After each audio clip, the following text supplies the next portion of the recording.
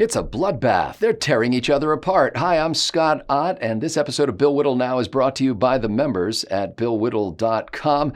And Bill, the bloodbath I'm referring to is within the Democratic Party in the wake of the November 3rd election.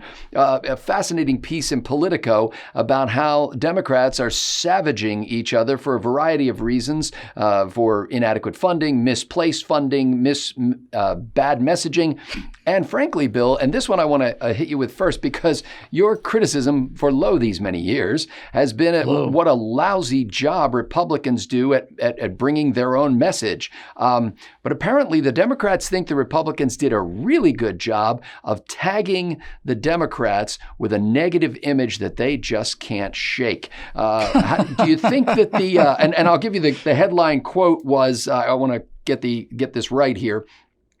This is from Senator Doug Jones, who got spanked by Tommy Tuberville in Alabama by some 20 points. Jones says, "We're not some demonic cult like we're portrayed to be." Yeah, you are.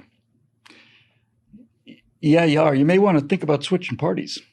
Because obviously, if you think of, really, in order to get an answer like this, you really do have to go to some of this is like a really important issue. So I don't even think you look for it in the ranks of politicians for the answer. I think you have to go to some of like the great minds in history.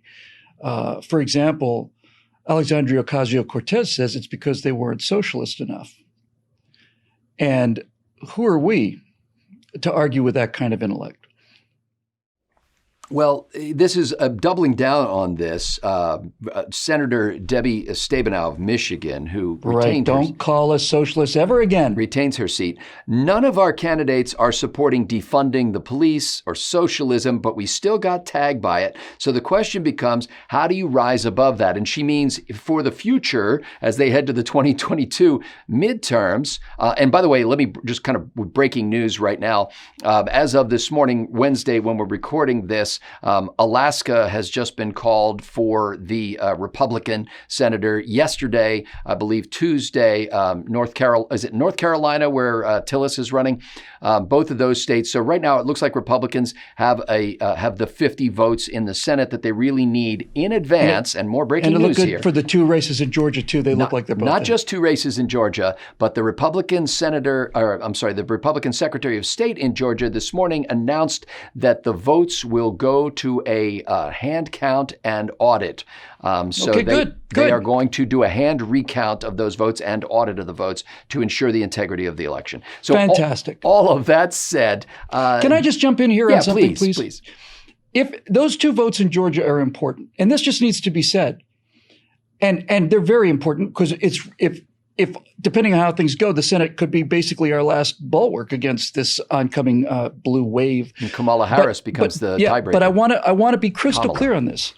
When they recount those votes for the Senate in Georgia, if they count them by hand and it's audited, and it turns out that the Republicans lose, then I don't want to say that's fine with me, but I'd much rather have Republicans lose in a fair election than win in a crooked one. Oh, by the way, the recount really is targeting the presidential election. I should have been more clear about that. Well, in that case, then, yeah.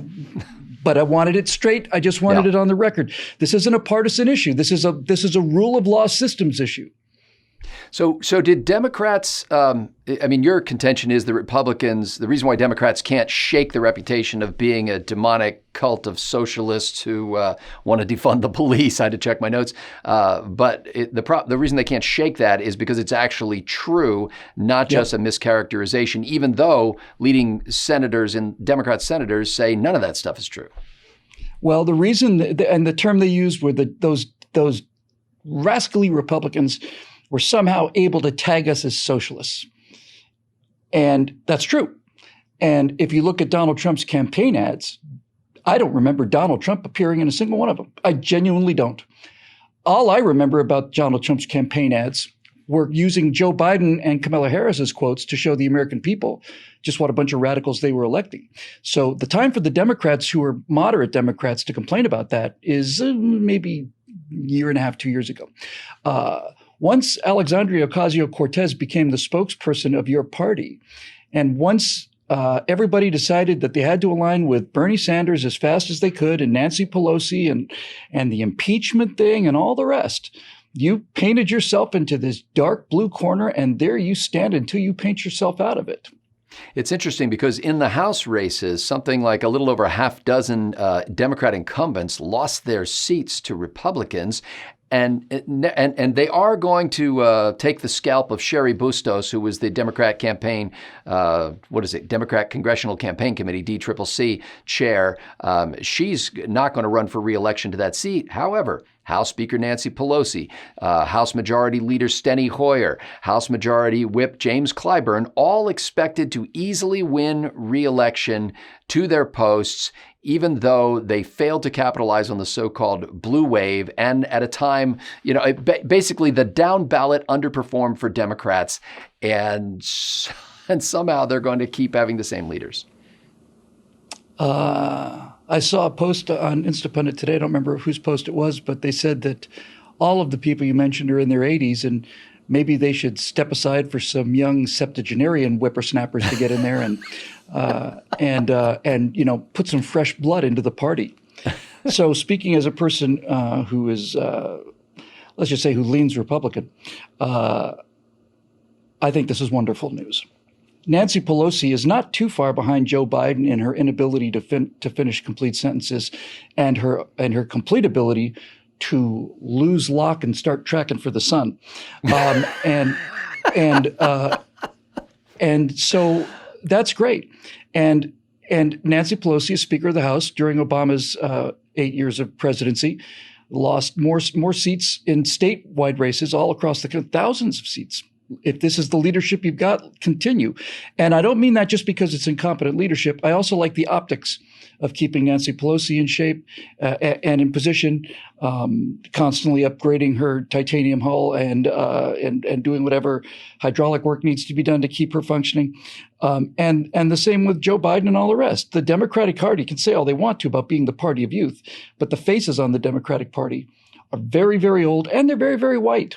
We've mentioned before, Bill, how Democrats threw a huge amount of money into races like that against Senate Majority Leader Mitch McConnell, in Tom Tillis's race, in Susan Collins's race, and a couple of others, some $208 million spent trying to unseat these incumbents. In addition, Democrats lost in Montana, Maine, I mentioned North Carolina, and Iowa, and yet Chuck Schumer seems fully in command. Nevertheless, Joe Manchin, who's known to be a little bit more of a moderate Democrat, largely because he represents the coal state of West Virginia, he says Chuck, meaning Senator Chuck Schumer, Minority Leader in the Senate, Chuck has to understand that we need to take a strong look at ourselves. Do you think that this kind of a drubbing on the down ballot is going to inspire introspection on the part of Senator Chuck Schumer? Well, there's a lot of Chucks in the Congress, so I think just to be more specific, we should call him Schmucky. Okay, Mark. Schmucky is. I have to tell you, I have never particularly credited politicians with depth of intellect, as I said. But when it comes to intellect, I think Chuck Schumer's got to be right down near the room temperature thing. There's something just remarkably stupid about that guy. And no, he can continue to make his statements. And by the way, if the Democrats are complaining about how poorly they perform because of the branding, they might want to have a private conversation with Chuck, who said, if we win these 2 seats in Georgia, then we can begin to really change this country into what we want it to be. Now, most Americans don't like the sound of that. If I was a member of the Democratic Party, let's just say I'd murdered a few million people and they were voting in hell and I was elected to the Democratic Party, then I would say, Schmucky, we need to have a little talk here, because despite the assurances of you and AOC and Bernie and Joe Biden and Kamala Harris, the most liberal senator in the nation, running as president of the United States, and there's not a second of people are already said she's going to be the first woman president of the United States. They're not even giving Joe Biden this is Democrats. Well, when she becomes the first woman president of the United States, meaning there's no way there's going to be another that Joe's going to last 4 years, because if there was 4 years of Joe Biden, she'd have to run again. So look, This is the label that you've made for yourselves. And either you paint yourselves out of it, or you switch sides, or you get out of politics. I think really those are pretty much the three choices. Has the Republic, I know it was always a long shot, but has Republican control of the House been locked out now? Yeah, I don't think that's a possibility. However, they definitely picked up seats in a way that they were not expected to. And so their minority is stronger than it was previously. And so you need fewer Democrats to come over and vote with you in order to flip some votes. But my point is, as of election morning, the day after the election, there was still a mathematical possibility that the Republicans could actually take the House.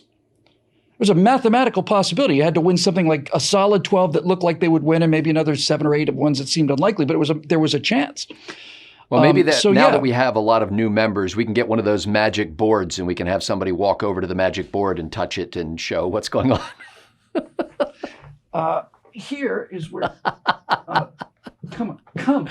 It's not doing anything. God damn. Touch the machine. Get Marty on the phone.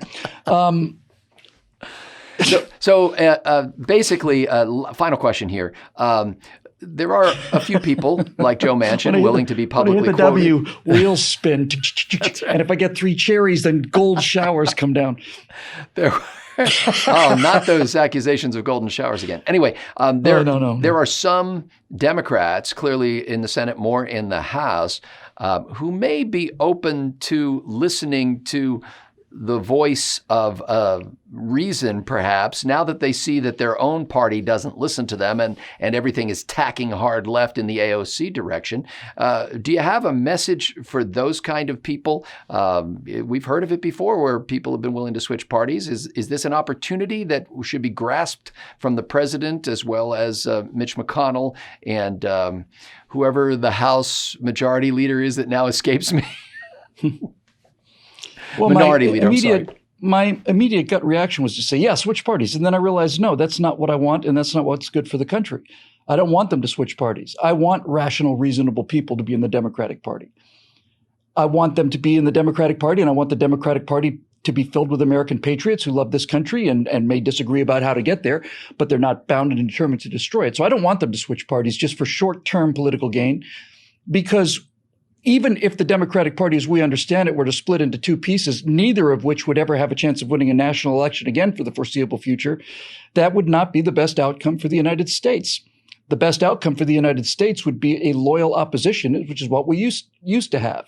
People who love this country, have a different viewpoint on it, come from different backgrounds, and that's why politics has become so acrimonious, because it is no longer a question of, well, we want a 14% tariff and we want a 9% tariff.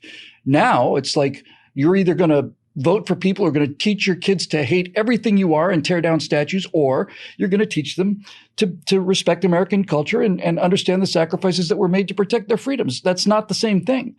So my certain hope would be that rational, moderate Democrats, which are getting fewer and fewer, would be able to take their party back and basically take AOC and Bernie Sanders and consign them to the trash heap of history to which they belong. But in the short term, that's not going to happen at all. And the argument is going to continue to be made. The same argument, I don't mean to keep coming back to this because I know some people just run off the rails with this. So I'll just make this one sentence. Undoubtedly, the same advisors are telling the Democratic leadership that all the kids are leaning to the left and we need to be more socialist and put more woke values into our stuff. But when you find out what the kids actually do, those nutty little young voters, you find out that whenever you inject woke politics into their video games or their movies or their TV shows, they abandon them in droves. So somebody is not doing their homework, but I am. And that's why we're asking for support to continue this messaging, because we're going into entirely new directions based on this surge of support that we had, and we need to keep this red wave rolling. I'm a Florida Gator fan my whole life. I never thought I'd say this, but roll Tide, Crimson Tide, let's go. The more that we can get, the more that we can do, and that's where the future is pointing out to young people that you call yourself socialist and you go to Bernie rallies and all that other stuff, but you behave like conservatives. You play video games where you do nothing but make money and buy guns, for God's sake. And And that is where the future of messaging is. But to wrap this whole thing up, when you're talking about messaging, your first sentence was, all the time I've spent talking about how pathetic Republican messaging has been. But that stopped with the arrival of Donald Trump. Donald Trump's messaging was perfect. I was just absolutely floored by it. The thumbnails had all these emojis on it. I was like, what? Really? Yeah, it was great. So it's nice to be on the right side of it. And not only is Republican messaging getting much better, but Democratic messaging is getting much worse. We'll never forget that episode when they closed the DNC with the gentleman. That's an assumption on my part. I certainly don't want to hurt anybody's feelings. Who comes out with the wings and sings "What's Happening Here," that fresh hot tune that's 55 years old now. So yeah, I mean, we're still continuing to fight the fight for the presidency, which is the fight to fight. But the bottom line, and I'm not one of these people who say, well, we'll do better next time, because frankly, I'm much worried about this election system. But with all of that said, the American people did not go to the far left that they thought that they were going to go to, and that is apparent to many people. The question is, will it be apparent to the leadership? And I suspect not, because once you get into your 80s, you get to be a little bit rigid in your thinking. Today may be the day that you join a band of lively patriots at BillWhittle.com. Yes, Bill wants you. Today will be the day. But if you go to the website at BillWhittle.com, click the big green button that says Become a Member, then it unlocks new levels of achievement for you. Not only some backstage content, but also access to the vibrant discussion. There will be no jazz hands or falling jewels or anything like that. No, but you will get the plus 6,000 sword of invincibility, and it's amazing what you can do with one of those. If you can't, for some reason, or just are stubborn about becoming a member, you can also make a one-time contribution. And frankly, I didn't even mention this previously, but one of our members posted to the blog that he had gone and made a one-time contribution in addition to the regular monthly payment that he's making as a member at BillWhittle.com. There are a lot of people. I am looking forward to shaking his hand. There are a lot of people who care about this message a lot, and they invite you in. So go to BillWhittle.com and become a member now. For Bill Whittle, I'm Scott Ott. Thanks for watching.